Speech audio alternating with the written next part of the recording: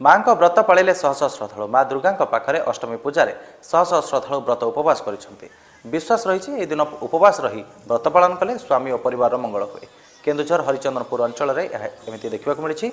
श्रद्धालुओं भिड़ को देखि कमिटी तरफ व्यापक बंदोबस्त कर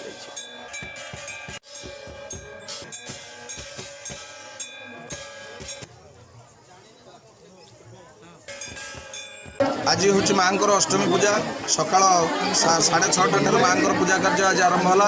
पूजा कार्य आरंभ अष्टमी पूजा कार्य 11टा बेले सरला। तापर संधि पूजा है। संधि पूजा सरला माँ मैंने सब व्रत करते माँ को पाखे तेणु से व्रत पूजा होता अष्टमी व्रत होता। अष्टमी व्रत पर समस्त प्रसाद सब कार्यक्रम सरी जाइए। बर्तमान समस्त प्रसाद दिया जो सब प्रसाद नहीं आसते आउे बहुत प्रसाद सेवन सुविधा होती। भक्त मैंने बहुत सुविधा आसुँच प्रसाद सेवन करके आज जी अष्टमी जो महाअष्टमी ये जीवन पुण्य फल ये व्रत करते निश्चित भाव में मिली था।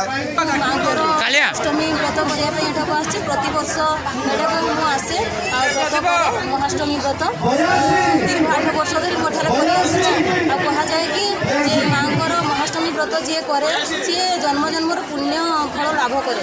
तेणु प्रत्येक सधवा नारी मैंने आज ये माँ पाखे भोग लगे अष्टमी व्रत संपादन कर आज व्रत संपादन कर बहुत भल लगे। बहुत श्रद्धा आस बहुत भक्त अच्छा माँ दर्शन कर मत बहुत खुशी लगुच।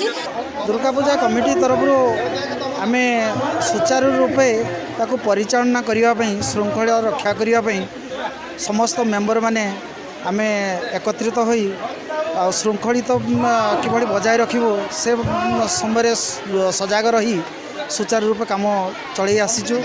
आज भल भाव माँ कृपारू समस्त मेंबर उपस्थित रही ठीक भाव चलई आसी भल श्रृंखलित भाव सिस्टम रे